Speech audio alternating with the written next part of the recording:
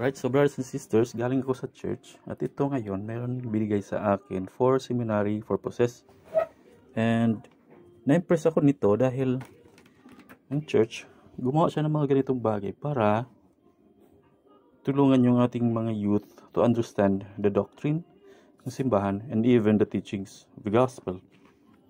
And dito makikita yung doctrinal mastery, core values, core documents. And makikita sa mga yan.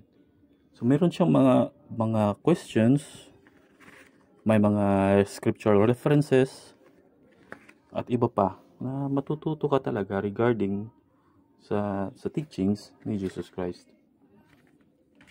So ito napakaganda, no? Napakaganda ng mga ng simbahan. Hindi ko naabutan ito sa panahon ko, seminary ko noon. Wala akong masyadong interest sa seminary. Pero ito, karoon ako ng interest na parang sana na naalala ko pa noon pag mag-seminary, minsan kami na tumatakbo, no? Kumaga parang nagpapa-excuse para lang hindi maka-attend ng seminary. Pero ito, ngayon ko lang na-realize na ang ganda pala ng mga turo na binigay ng simbahan. Ito, so nakita natin is yung scriptural mastery.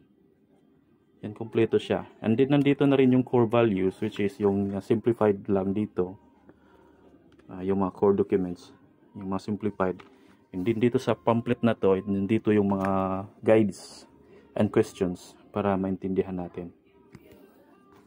So ang church is nag-provide siya ng mga ganitong klaseng pamphlets, works ng simbahan to guide the youth.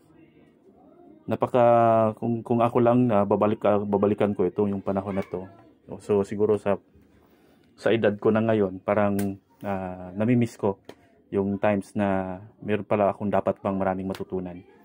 But never realized na sa pagano ko nga noon, no, sa mga natutunan ko noon is hindi ko, kumbaga, tinitake for granted ko siya. So, I take it too lightly.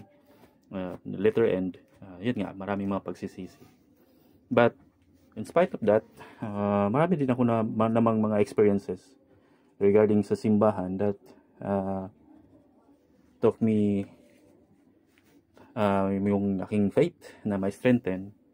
Even though, siguro, hindi ko man masyadong naintindihan yung mga teachings noon, still, nagpasalamat ako sa mga people na nagturo sa akin, sa mga seminary teachers and even institute that gave it their time para lang ma-guide yung ating mga youth, mga kabataan, and even mga single adults. So I encourage you, brothers and sisters, no, so to take time na matuto. Yung mga anak natin, alagaan natin sila. Yung simbahan nag-provide siya ng ganito.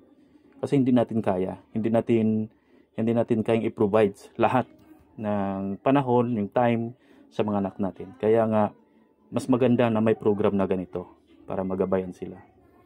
And yun nga, malaking pagsisisi ko na sa panahon na yun, hindi ko pa masyadong yung importance ng seminary and institute. So it's up to you now, brothers and sisters, to help them. And yan lang, gusto ko lang i-share sa inyo kasi na-impress lang ako. Gusto ko lang ipakita itong pamphlet. Medyo maliit lang siya.